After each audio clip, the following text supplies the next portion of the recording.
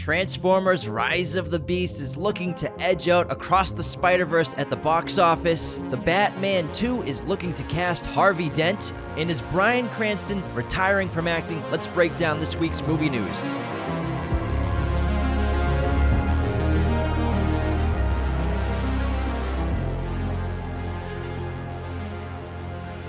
Hello, movie friends. Welcome to Raiders of the Lost podcast, the ultimate film and TV podcast. And we're at another episode of Weekly News where we go through all of the industry news so you don't have to. This week was pretty jam-packed. There's some new trailers, a lot of movies coming out at the box office, and some interesting developments about Mad Max Furiosa. We'll get into that, but first... Well, I didn't even know about that one. I'll tell you about it. Oh, I'm excited. Let's get into the box office, and Transformers Rise of the Beast has topped Across the Spider-Verse. Well, let's preface this. We don't have exact numbers. We are going estimates into this week. So, it looks like it's about to surpass Across the Spider-Verse for this weekend. Just outlength it in the race. At $60 million for its domestic opening weekend. Which is, I think, pretty disappointing for an opening weekend for Transformers, don't you think? Well, that's domestic. I mean, internationally, it'll probably do over $150 million. But, I mean, it just edged out Spider-Man Across the Spider-Verse this week, supposedly by about a couple million, where they're coming in at $58 million in its second weekend at about a 51% drop. It's a very good second weekend for Across the Spider-Verse. Pulling in $58 million second weekend is very impressive. It looks like, it could be either one at the end of the day. We'll find out the real numbers tomorrow, so we'll see. But then The Little Mermaid is actually holding on pretty strong with its third weekend with $7 million. Guardians of the Galaxy is still in the top 5 with a $6 million weekend. It is closing in on $350 million domestic. And then The Boogeyman has a pretty good holdover with $5 million in this weekend. It is at $25 globally. They want a little bit more since that movie cost $41 million to make, so they definitely want to hit closer to $100 million. They're not going to hit that. They're not even going to come close. They're not even going to hit their budget. Yeah, so ultimately the budget of The Boogeyman was 41. Put 61 in total. No, it was $41 million budget. And then marketing was 15, so it was about $60 million in total they spent on the film, so they want to make a lot of money on that. I found it to be weaker performer than I was expecting. But we'll see. You always give movies the benefit of the doubt over there. You're like, Boogeyman's going to pull $500 million. That's exactly what I said. But that's looking like it's going to be a flop. You know, they're probably going to be in the red. I mean, The Little Mermaid surprisingly has some pretty solid legs. I mean, it's pulling a couple million a day and a decent third weekend this is, but it's still in the red about $100 million, The Little Mermaid. So we'll see if they can keep the legs going and eventually have a few more weeks out in the international box office to, they probably need to hit about $500 million to become profitable. It's a very expensive movie, for sure. It cost about $350 million to make that movie. And, it's doing okay, but, it's not what Disney wanted. And you'll notice that Fast X is not here because Fast X has already moved to streaming. Wow. You can rent Fast X right now in theaters. That movie is also surprisingly in the red about $150 million at the box office because it had a huge budget and it's only pulled about 630 globally. That is a pretty low performer for the recent Fast and Furious franchise. So it did okay internationally, but it only made $120 million domestically. Did not do well domestically. And those movies, they usually pull about $900 million at the box office. This was a weak performer. Then also... Looks like it's slowing down. Yeah. Where are they really going to make 3 now? They need to get some NOS in there. I'm sure they'll probably break even. But again, these movies, when you're spending $300 million on a movie, Little Mermaid, Fast X, whatever it is, the goal is not to break even. They don't put $350 million into a movie to just break even. They do it to make $300 million in profit. Yeah. And those movies are not turning out to be profits for these studios. It's not a good sign for The Rock's upcoming spinoff. I'm not sure how excited audiences will be for it. Just Hobbs. That's what they should call the movie. Just Hobbs. Just Hobbs. I mean, why not, man? Just fuck it, man. Well, leading into the news, we have some stuff with box office to talk about, specifically Indiana Jones and the Dial of Destiny, which is tracking, according to Deadline, for only a $60 million domestic opening weekend. This is North America domestic. And then you can assume internationally maybe 125, 150 if they're lucky, if they're tracking at 60 domestic. That's just, a couple weeks out. And if that's true, that is going to be a disappointing number for Disney and Lucasfilm. Unless it has legs, that's a weak opening weekend because, again, we've explained many times the box office. Studios make more money the first couple of weeks off ticket sales compared to the cut that movie theaters get versus, Top Gun making so much money for movie theaters because it made probably $1 billion for them in that 4-month run they had. But Indiana Jones 5, right now, dealing with lots of hurdles, the mediocre reviews and premiere at Cannes Film Festival, on Rotten Tomatoes at 54% right now with 48 critic reviews. Again, Rotten Tomatoes take it with a grain of salt. But it's got all these hurdles, and it seems like Disney overestimated what this film was going to do or how big the audience was going to be, and the budget for this film estimated to be around $450 million. I mean, production costs... What? Production costs were about $350 million. We know they've done multiple reshoots for this film. Yeah. Not to mention marketing the heck out of it. It's Indiana Jones putting $150 million to the marketing. Harrison gets $50 million. He's probably getting a big paycheck. So you can assume if the budget, total marketing and production, $450 million, they need to make about $800 to $900 million just to become a profitable film. I knew that it wasn't going to perform well. We talked about it last year, about it not having a big audience in the modern era. And, I think just younger people not having an interest in Indy for the most part. And so even if it got great reviews from critics and had an amazing reception at Cannes, even if it was like 95% Rotten Tomatoes, I still don't see this movie would have had a good pull at the box office. It's just possible, a character in a franchise that I don't think is going to work for the contemporary landscape. And also the thing with Indy is you don't need to spend $350 million on an Indy movie. No way. You could do this for $75 million, no problem, and people would turn out easily. So it seems like a lot of these studios, they just think if they throw $300 million at a movie, no matter what, it's going to make $1 billion. You don't need $300 million to make an indie movie. You can still have a global traversing adventure film for $75 million and make it practical and sure, some green screen, but it seems like they think $350 million, throw at a movie, it's going to make $1 billion. I don't know. We're obviously going to see it multiple times, and we love Indy, but it's not looking good for Lucasfilm with this year and the last couple of releases. But I will say, I enjoy Kingdom of Crystal Skull, and it gets a lot of hate. So it's a better movie than people think. Yeah. It's just cool to hate on it. Yeah.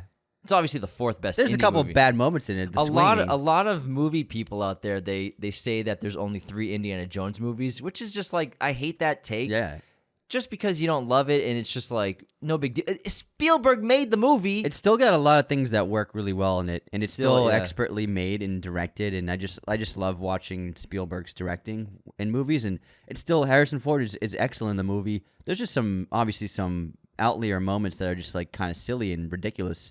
But I actually enjoy the film. I watched it recently. I was like, I like this movie. It's got great filmmaking, man. So I think I might feel the same way about this, although Spielberg did not direct it. So we'll see. Moving into the Batman 2. A Vengeance. So this movie comes out in 2025, as we all know.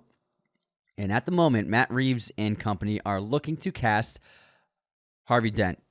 So the rumor is there's two actors in the running, Josh Hartnett and Joel Edgerton, who are both terrific actors. You've seen them both on a ton of stuff. Josh Hartnett is on his way up and rising again. Resurgence. Yeah, the resurgence. And Joel Edgerton is just... He kind of had a falling down in Hollywood where he was getting a few major lead roles and then it just never really worked out for him. He does a lot of movies, No, he does a lot of movies, but he's still not a super big name that he could have been, I guess. There's just too many... actors, dude. There's a lot of actors out there. He does a lot. I mean, directs too. The Gift is awesome. I love him. He's amazing. If you've never seen his movie called The Gift, he directed. It's a really cool suspense mystery horror movie. I recommend checking it out. He's an amazing actor. I would say he's definitely a better actor than Josh Hartnett, but I do think Josh Hartnett could pull off Harvey Dent really well. Both choices are great, and it seems like they are going for a middle-aged man to fit that bill. I think they're great options. I would say I would like to see Edgerton. I think he's a better actor. Yeah. But Hartnett's awesome too. We'll see. I mean, they're both talented, and this film's supposed to go into production early 2024 so that they can get it out by 2025. We'll see. I'm not sure if it's delayed or anything because of the writer's strike, because I think Matt Reeves probably finished the script already. That's my assumption, because they're still on track to shoot in 2024. But we'll find out. We'll see. But this is really cool, and we just love hearing about the Batman 2 and what characters are going to come in. And I believe Clayface has been named as a villain as well. That's going to be officially in the film too, possibly. So I think it's a really exciting Arnold stuff. Schwarzenegger is reprising his role As as Mr. Mr. Freeze. So get excited, everyone. No, he's going to be Poison Ivy. Give me a little kiss.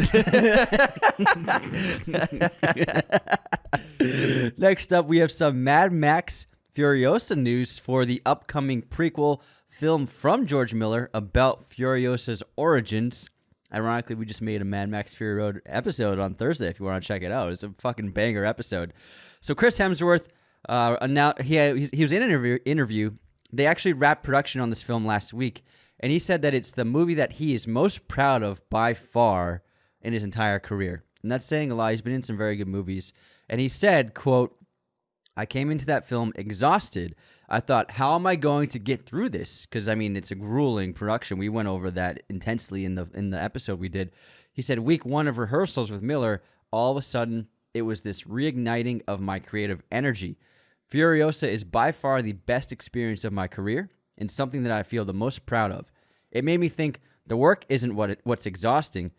It's the kind of work it is and how invested I am in it and if it is challenging to me in the right ways." So I think that he kind of fell into this maybe plateau creatively of just choosing big projects and not just big projects, but kind of like the same thing over and over again. Yeah, because I mean, Mad Max is a big project. Yeah, but I mean, he played Thor 7 or 8 times and Extraction, those movies. So I mean, to do something really unique and creative, not that those movies aren't creative, but this is Mad Max. Tell you, it's the craziest creative movie of all time. I mean, and also, it's like actually you're doing it for real.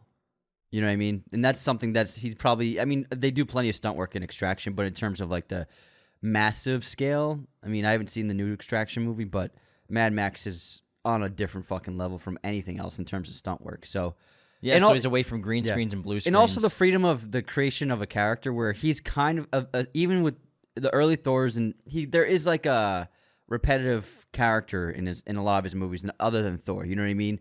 Playing like the stoic action lead, and I think that he was probably given completely free reign to do something as wild as possible. I'm looking forward to it. I think he has a lot of potential as an actor that we haven't fully seen yet.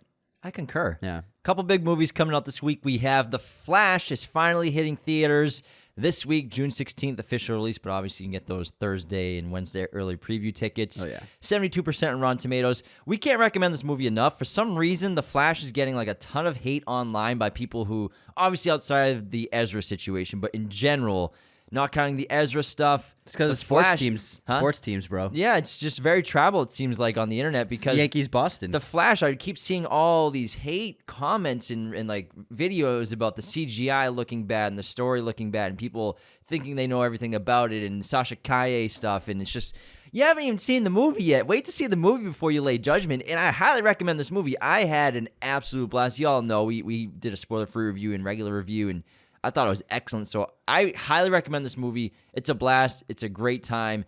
And then also Pixar's Elemental is going to come out this week. The same weekend. So I expect that to not do super well at the box office either. I mean, another $300 million Disney film, kids movie, animated, I'm guessing Pixar's looking at 25 million opening weekend for Elemental. Yeah, that's what I saw, a projection of about 30 million domestic. The Flash will be 70 to 80 million, I would say. But I really enjoyed The Flash. I highly recommend checking it out. But again, I agree with you with the hate online from the content we've posted. Like, I made the Sasha Kaye clip, but I couldn't tell you how many guys in the comments were like, Supergirl's supposed to be blonde. Why didn't they make her blonde? Like, dude, relax. But also the hate just for the movie. In general, it's nuts. Yeah. I don't get it. You haven't even seen it yet. Well, it's kind of like become, I think, for some people, like a Red Sox-Yankees kind of rivalry. Like Sony, like the opposite. Marvel characters versus DC characters. Exactly, yeah. It's nuts, man. Yeah. I had a freaking awesome time. I think fans of comic books will really enjoy the film. It's a fantastic superhero film, without a doubt. But it also needs to make a lot of money to become profitable. That's also a huge budget, like huge. Over $350 million with the marketing included. Moving on. Got some Bryan Cranston news. So it was kind of reported that he's retiring, but obviously the media ran that. They probably got a little nugget of a Bryan Cranston is dead. So he cleared the air after all these articles ran saying that he was retiring, and he said, "I am taking a pause and I plan to retire when I'm 70, which is in about 5 or 6 years, I think, and move to France and retire there. That sounds It's a baller awesome. life, man. That his tequila, I'm sure, is doing pretty well. He's got the tequila money now. The tequila money with what's their Dos Hombres? Yeah. The him and Aaron Paul launched. So I think that obviously the media loves any kind of story, and they ran that he's retiring. He's not officially retiring right now. I think he's just taking a little pause. But then once he's 70, the plan is to hang it up. This is why we don't post these stories immediately like everybody else. Like, we could have thrown this in our story on Instagram and, like, announced it, but, like, we always like to wait until things are cleared up because we know most of the time headlines are just nobody even knows the truth when they're posting a headline on the news outlets. And also, so many of these websites, and I'm not going to name any because we kind of work with a couple of them here and there. I saw the story this morning. It said, Bryan Cranston announces retirement from acting. I'm like, oh, really? So I clicked on it, and it said, he's not really retiring, but this is what happened. But the headline is he announces his retirement. It's all clickbait. It's a false information, basically, that assuming he's retiring now. He's like, yeah, I'll probably retire in 6 years. Yeah, a few of those news outlets, they posted on their Instagrams, he's retiring. And I was like, let me read into this. Obviously, he's going to retire at some point. Yeah, I read the story, and it was like, he's saying he might retire in 6 years. It's like that. I was like, what the fuck? It's like the same headline, like Bryan Cranston is going to die. I mean, we all die at some point. Just in, Bryan Cranston will pass away. Bryan Cranston will take a shit. I'm sure he will. It's like writing the headline, Bryan Cranston dead. He will pass away eventually, of old age. He announced he will. He will probably die at some point in his life. Oh my God. In the next 40 years. It's so true. That's why we never hit those. We never run the stories that everybody else does. We just know that most of the time it's not fucking true. Clickbait, baby. Clickbait. Man, the headlines, man. I can't do it. But here's a headline that is very much true. Nintendo, happy with the success of Super Mario Brothers, the movie, is rumored to have greenlit a Legend of Zelda film. Also with Universal. Universal distributed Super Mario Brothers and helped produce it. So I'm guessing that they will make the same approach to make it animated in the same way as Super Mario Brothers because it worked really well. Video games, it's going to be an animated movie. They lend itself to animation really well. So I think that's the way to go. Live action, you face a lot of scrutiny with casting and the looks of things when it's developed for live action, and oftentimes people are rarely happy. So I'm guessing that, this is really the route to go for most video game adaptations. I think Zelda, it probably has, at least its first film has to be animated. No one will be happy with casting. Well, not even just the casting. The world's just so huge and fantastical. So I feel like they gotta do animated at least first. I just hope they approach it like Spider-Verse and not approach it, not necessarily like Super Mario. I liked Super Mario a lot, but it still is just very silly and fun. It's very much a kid's movie with nostalgia baked in for all the fans of Super Mario. But I would really hope that they approach it like Spider-Verse, like taking their time and making a terrific animated film. And I think that they could really make something special with a more serious tone versus just Super Mario, which is a blast, super funny, but it's just the silliest tone, which is why it works for families for sure. But I think that Zelda, you could do something really great if you keep the serious tone from the games. Well, Zelda, I think, is a higher age group demographic. True. As opposed to Super Mario Bros. Yeah, Super Mario Bros. Was clearly like a kid's movie. That's what I mean. Yeah, but Zelda will not be. Well, it definitely won't be. We don't know that. Well, it'll be funny, but like it's a much more serious tone. No, that's what I'm saying. I hope they keep that tone, Yeah. but you can easily see them going in the Super Mario route. I don't see that happening at all. But they just made Super Mario, and from the studio perspective, it just made $1.5 billion. Why not try to replicate that with a different character? That's what I'm saying a studio would do. I think they. I don't think that it'll run the risk of being too kids-ish. We'll find out. Yeah. Too childish. I just think I think I know how studios think, and I think I know that. But they see success. You gotta keep in mind, Nintendo is spearheading them. Nintendo is in charge of the story. They are overseeing it, so it's not like they're passing it off to a studio and being like, "Okay, here we go. We'll see what you come up with." So Nintendo, I think, They did a great job with Super Mario Brothers. It was very much like geared towards kids for sure. But I think Zelda won't run into that problem. That's why I just hope they go to the Spider-Verse route. Keep it serious. Speaking of serious, Zack Snyder just released the first images from his upcoming Netflix sci-fi film, Rebel Moon. Looks really cool. It's got a great cast: Charlie Hunnam, Sophia Batali, Jimin Hunsu, and a bunch of other excellent actors. This is a original sci-fi film not adapted from anything, not based on anything. So I'm really excited to see what Snyder has been cooking up since Justice League. Well, it's the Star Wars script that he pitched Yeah. to Lucasfilm years ago, right? So it was his idea, or as an idea he pitched. And so he's like, well, you don't want to make it? Netflix will make it with me. Thanks for the money, Netflix. And apparently he's making 2 different cuts. One's going to be like a general audience cut. And then one's going to be more geared to adults. Hard R? I think so. Nice. Maybe some boobs in there. Who knows? That's all James wants, apparently. I miss seeing boobs in Hollywood. You never see boobs anymore in movies. I love that's what you want. That's hopefully his other gun has boobs in it. Well, it's funny because a lot of the news headlines are adults only cut. That's what they're running it as, like Zack Snyder's adults only. Why not just version. call it rated R? Because it's clickbait. They want it's gonna be You're triple right, X. it's clickbaity. NC-17 adults only. Zack movie? Snyder's triple X movie. Next up, we have obviously some Oppenheimer stuff to talk about. First of all, Christopher Nolan said that basically when you're watching this film and the atomic bomb explodes, you will feel it. And so it's just led to a surge of great video memes on the internet of people next door watching Barbie. It's just like an office building, that an explosion, like the building collapse when the bomb goes off in Oppenheimer next door. It's so funny. They're cranking that bass up. Yeah. And also, Killian's been doing some interviews, and he said that Oppenheimer recently is an essential experience, and also there are moments that will blow people's lids off, which I can't wait for. Hopefully not literally, but I'm very excited about. There's also a new image of Betty Safdie wearing like a ton of sunblock and sunglasses. Yeah, it's like great. all over his face and lips, Yeah. and like the cool like. He looks like a vampire trying to protect himself from the sun. Yeah, it's like Great. Blade. Stephen Dorff Blade.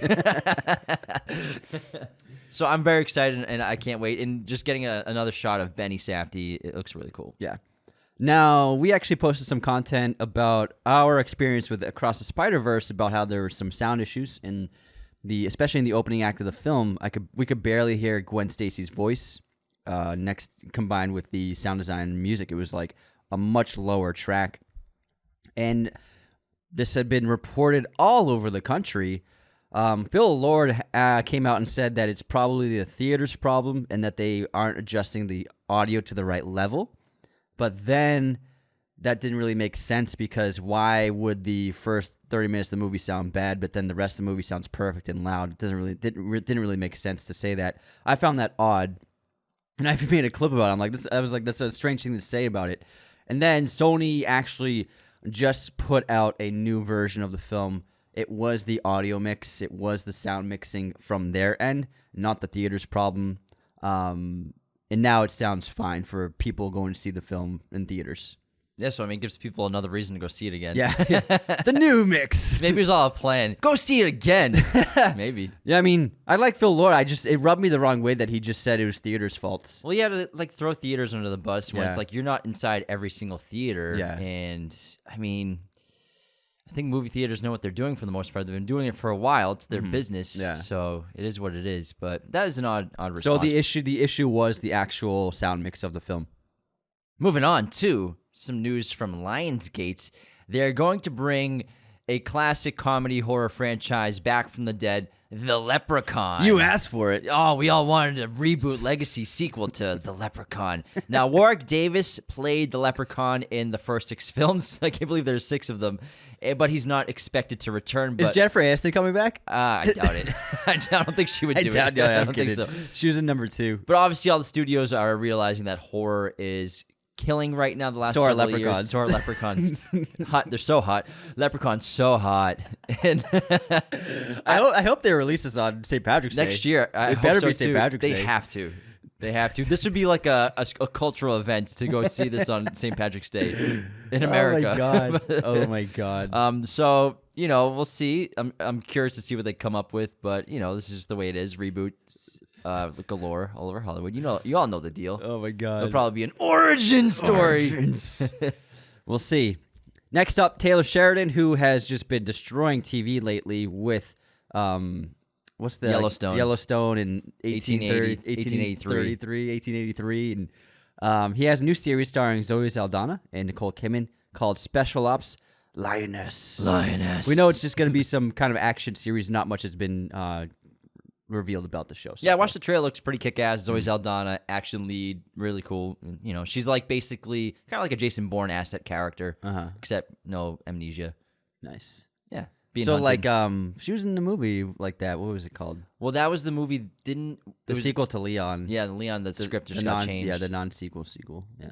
Didn't Zack Snyder have part of that? I thought so. Never mind. No. Anyways, moving on. Awkward. Netflix. They have officially cracked down on their password sharing, and they've seen a bump in signups, the highest in years.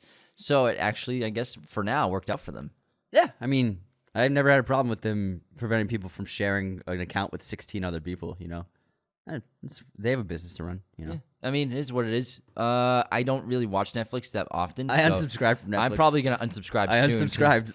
I don't remember. I looked at it and I was like, I watched 3 movies in 3 months on Netflix. I don't think I've even watched a movie on Netflix in the last 3 months. And I was like, why am I paying for this? I think I'm going to unsubscribe today from Netflix. I unsubscribed last week and I don't care. There you go, Netflix. You cracked down on password sharing. See you later. Made me realize that I don't even watch anything on your streamer anymore.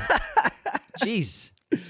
Oh, man. You lost James, guys. You lost me. You lost him. We got a tease at the first few minutes of Marvel's new TV series, Secret Invasion. Now, they tweeted just like kind of like a Matrix-y coding tweet. Secretive. Yeah, and it's like encrypted video message.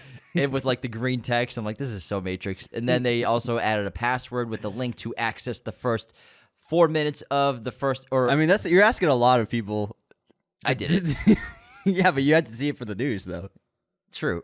Yeah, I wasn't going to do it. I'm not doing it. And so I watched the first 4 minutes with this password and link to access, and it didn't blow my hair back or anything. It mostly featured Martin Freeman, and then in a couple scenes. Did they do like a sizzle reel too? The end of it was kind of like a little sizzle reel, but it was like about 3.5 minutes of a scene with Martin Freeman, a little sequence. Did you see Ben Mendelsohn at all? In the sizzle. Mm-hmm. In the sizzle, yeah.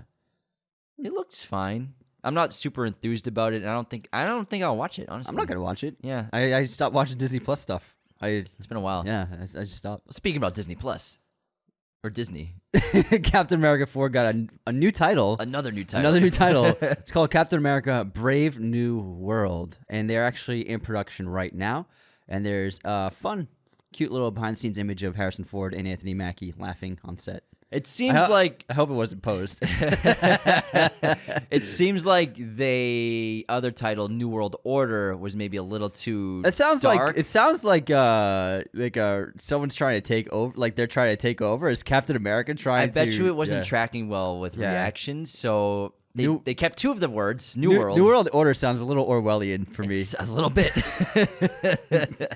Maybe they didn't want us to realize what's going on. Oh shit, don't tell them the secret plans.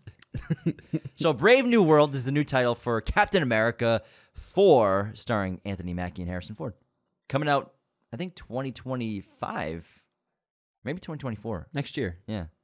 I think. I'm sure. Next year. They turned them out fast. June. Yeah, they got it. They just half-assed the CGI anyways. I'm kidding. They won't anymore. The CGI in Secret Invasion does not look terrific. It does not. I think for the movies they'll do a better job with it. Yeah, they usually do. And I think, Guardians of the Galaxy 3 looked terrific. Yeah, it was the best CGI of the year so far, I would say. Of the last couple of years for Marvel. Yeah. But the Secret Invasion CGI does not look terrific, guys. Yikes. I'm not going to lie. Next up, we got a new full trailer from Yorgos Lanthimos' new film, Poor Things, starring Emma Stone and Mark Ruffalo, and a big ensemble cast as well.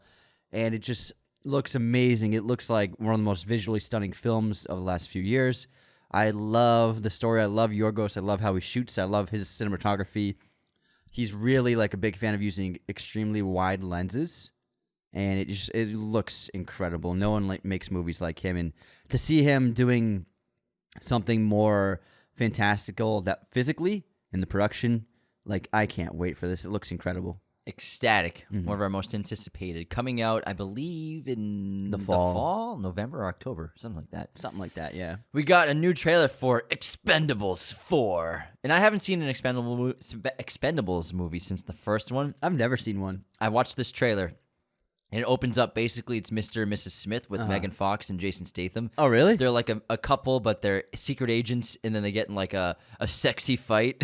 and then guess who knocks It's a pretty hot fight. Guess who knocks on the door? Sly. And I believe Arnold's not going to be in this, though, but Sylvester Stallone. And then it just turns into Expendables. Arnold will be in it. I don't think he is. It says Arnold shows up. I made a typo. It's Stallone? It's Sly? I meant to write Stallone shows up. Oh. Yes. So you fucked up. Basically. So it's, Well, I mean, it is Stallone's franchise, so yeah. So, I like how he's accepting the fact that he's not the lead anymore. Who's Stallone? Stallone, yeah. Yeah, I mean, he's still like the team leader. Yeah, but he's getting old. Yeah, he he needs Statham to do all. Yeah. I mean, if you have Jason Statham, Jason Statham was the only good scene in Fast X. He needs another solo action franchise. He needs it. Make Transporter 4, bro. I mean, I'll be there. Anything like that. I'll be there for sure. He's a fucking star, man. I love him. And then Extraction 2 released its full trailer. It'll be coming out actually this week as well. Extraction 2, June 15th. There are a lot of movies coming out. This is a busy time of year. It's funny, Netflix waits until like the last minute to drop their full trailers. So they don't really have to market it many months in advance. I think they just care about clicks. Yeah, they don't. The I'm just saying they don't have to. Yeah, exactly. So all then, they care about is like interactions in the first week. And obviously, the marketing really comes from when you go on the app. They put the thumbnail first. This is the first thing everybody will see. So like that's money. That's marketing you can't pay for. You know what I mean? True. That's the real marketing. Like you go on Amazon Prime and the banner's up there. Like that's marketing. That's just how many eyes are seeing that banner. You know what I mean? Quite a few. So it's great marketing. Just you don't need to drop trailers. So that wraps up That's Movie it, News yeah. 103. Quite a bit to talk about. Lots of Yeah. movies coming out this week. We're heading into the busiest time of the year. June and July this year are going to be absolutely stacked. Although we already saw The Flash, so maybe I'll see it again in IMAX after the opening weekend. We're definitely going to go Yeah. see Elemental, right?